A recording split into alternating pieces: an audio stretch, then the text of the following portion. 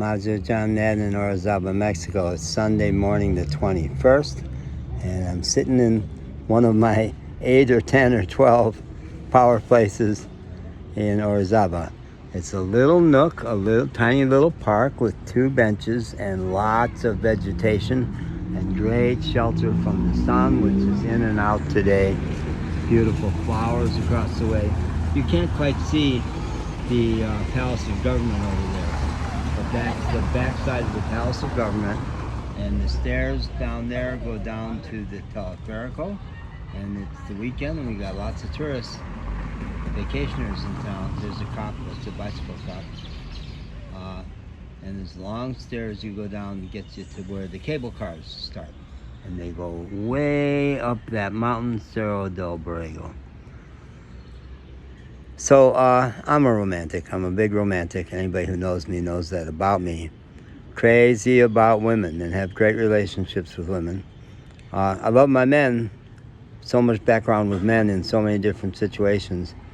So I do great with men, but I love women. And in 4 years on the road, I've had everything from infatuations to minor relationships with women, lots of women along the road. I'm staying in places longer, and the big change in my life is that I no longer have dogs.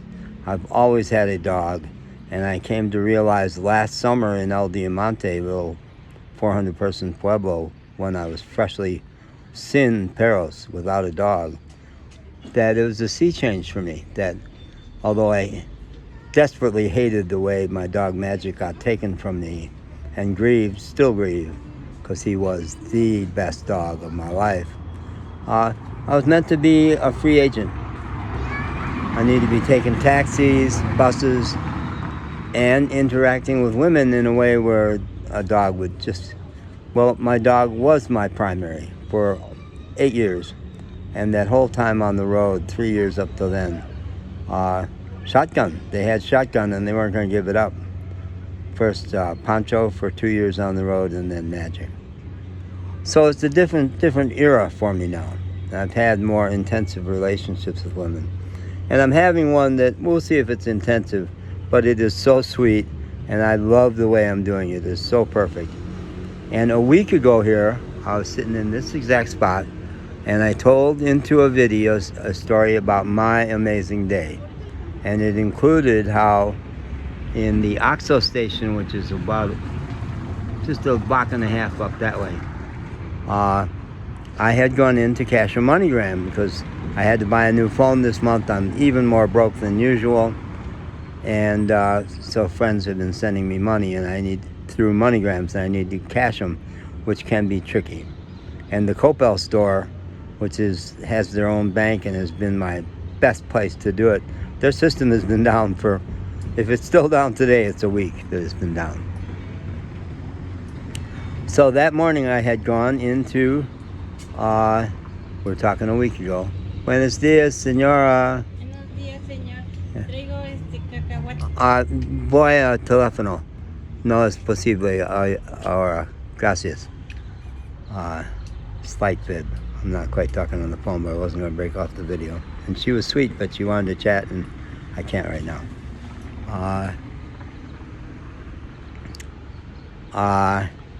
So I went into the Oxo down there, where 2 weeks before I had had a nasty run-in with this young cashier, where she just, Oxo stations, they don't handle a lot of MoneyGrams. It's hard for them. They have to really focus. And I've gotten to where I really can coach them how to get the data in correctly, because they tend not to. And she did not. And she got an error message, and she said, well, obviously there's something wrong with the number on your passport. And I said, no, that's not the case. You entered the data wrong. Now go get your boss, because he's done it. He knows how to do it, and you obviously don't. So I was nasty. What I call North American. I went North American on her. No, Mexicans are so smooth and so sweet, and they would never be abrupt and curt like I was with her. So her boss came out and fixed it, and I got my money. Well, the story I tell a week ago is that these are tourists, people in for the weekend. It's Sunday, going down the stairs to get the cable cars. This town really bulks up on the weekends. So the story I tell there is a week ago I went back in with a MoneyGram, and it was her again. But now she really was sharp with MoneyGram. She really knew what she was doing. She was in her comfort zone. I started with a new person who didn't know what she was doing, and my friend Mariana took over, nailed it, did great, and she was so calm and so confident and so efficient that I was free to notice what I hadn't noticed when I was being nasty to her, is that she's really pretty, beautiful tan skin, and I don't know, maybe early 30s. That's the cable cars going overhead. They go a series of posts, towers, and when they go over a tower, there's a big whoop, and it goes up and down, and people squeal like that. So that's a great fun sound. And I was describing in that video a week ago that I had the money and I was going to go on the cable car, which I did, not on the weekend when it's a long line, but I think at the very next day, Monday, so like 6 days ago. And it was great. So I told that story, and I said that that I came back half an hour or something later and said to her boss, she's good, she really handled that, super, you got a good person there. And then I went back to the restaurant where I was hanging out and discovered that as part of the transaction, when I got the money, I bought a plug for my Apple, and I specified that it had to receive a Type-C cable, the little elliptical cable that Apple uses a lot. And I was excited from having the money. I was buying several things. She showed it to me, and it looked exactly like the one I showed her, but it wasn't. It was an Android connector. So I came back, and in the nicest way, I said, "Señorita, es mi problema. I didn't look closely enough, and my Spanish is good enough to do these things. My problem, and really Apple's problem, that they have the little, their own technology, and they don't play well with others." And I went on to say that in Europe, as of now, I think there's a law into effect that they have to, all their phones have to have a standard Android connector, whether or not they have the Lightning connector. So I said all that to her. So that was sweet. And so we've had a couple more encounters since, and she's really enjoying me. And at one point she says something about my esposa, my wife.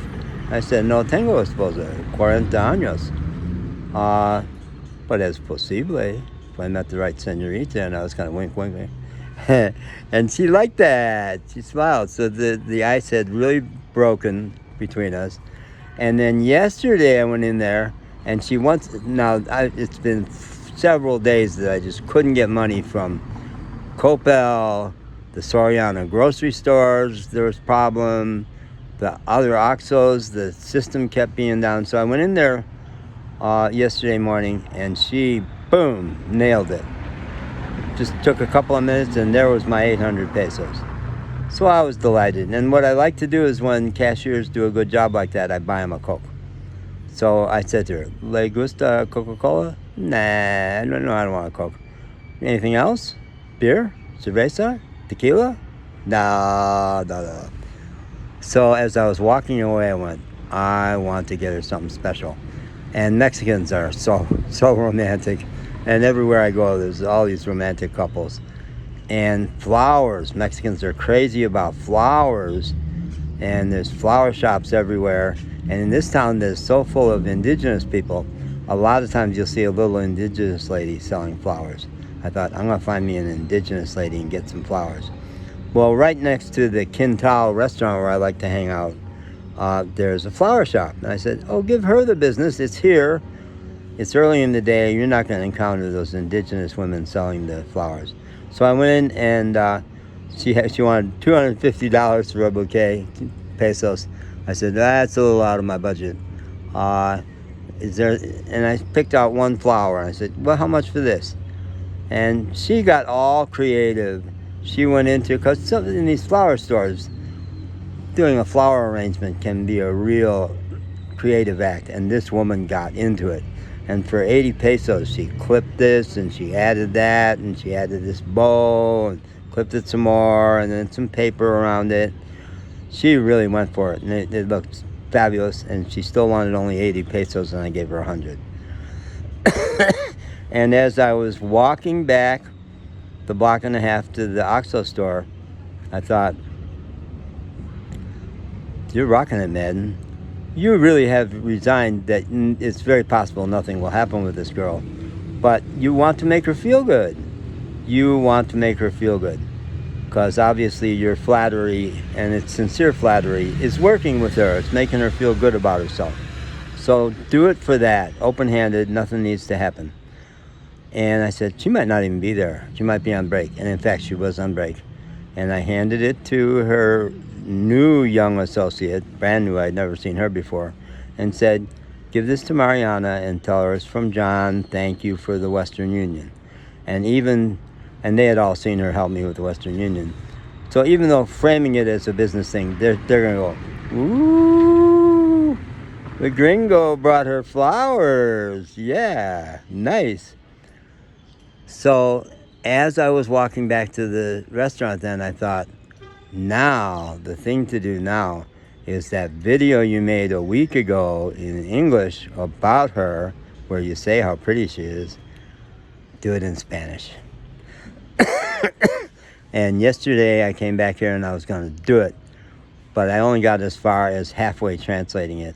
And then last night in the car I finished translating it and came down here and rehearsed it. There's a bozo over there. No, he's a fine guy, young guy, Hovind, listening to talk radio and playing video games in his phone at the same time. I thought, no, I don't want that as background. He'll leave. And then he did. And I made the video. Now I have to go up to the Palace of Government. I can use the bathroom for 5 cents and trim my beard, which is obviously pretty scraggly. And then go down to the Quintal restaurant and load the video to YouTube. It's going to be an hour before I make it over there to see her. And there's no telling that she's working on Sunday. She may not. Always I have to say, God, you decide what actually is going to happen. But this is my game plan. And it's not a game plan of seduction or even necessarily romance.